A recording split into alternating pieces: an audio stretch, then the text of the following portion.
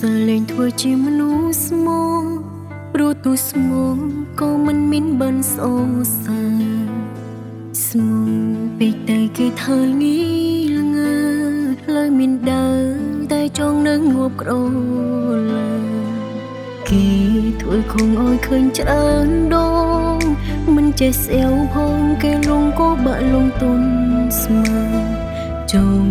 បំរើចិនដោយរបៀបណាមានកន្លែងណាធានាបងរៀនក្បត់មួយចេះមកពីខ្ញុំមិនមានដងក្បត់ឬយ៉ាងណាទៅមើលទៅគេដូចមិនតដងរេបងរៀនបងឲ្យខ្ញុំមិនបាច់មកឈឺបែបនេះចង់រៀនមួយចេះហើយអាចចង់ប្រើការចង់ឲ្យមនុស្សក្បត់អាចបានសាររជាផងខ្ញុំសូមក្បត់ម្ដងជីវិតមានន័យអើណាចង់ក្បត់ឲ្យសាហាវហួសពីធម្មតាចង់ឲ្យយល់ពីថាឈឺផ្សាមានន័យអើ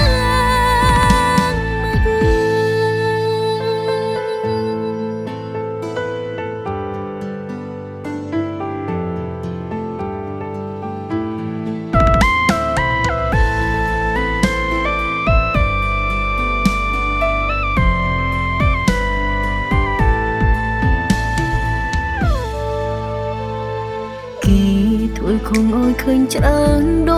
ងមិនចេះស្អែវផងគេលងក៏បាក់លងទុនស្មើចង់បំរើចិនដោយរបៀបណាមានកន្លែងណាធានាបងរៀនក្បត់មួយចេះ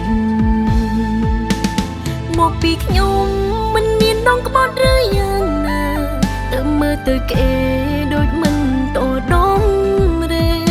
បងរៀនបងឲ្យខ្ញុំបាច់មកឈឺបែបនេះចង់រៀនមួយចេះហើយអាចចង់ប្រើការចង់ឲ្យមនុស្សក្បត់អាចបានសាររជាផងខ្ញុំសូមក្បត់ម្ដងជីវិតមានន័យអើណាចង់ក្បត់ឲ្យសាហាវហួសពីធម្មតាចង់ឲ្យយល់ពីថាឈឺផ្សាមានន័យអើមកពីខ្ញុំដងក្បត់ឬយ៉ាងណាទៅមើលទៅគេដូចមិនតដងរេបងរៀនប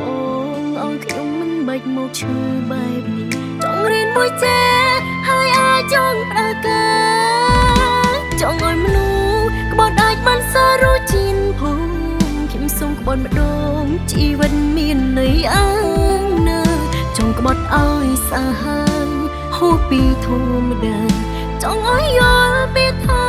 ឈឺផ្សាមានន័យអើ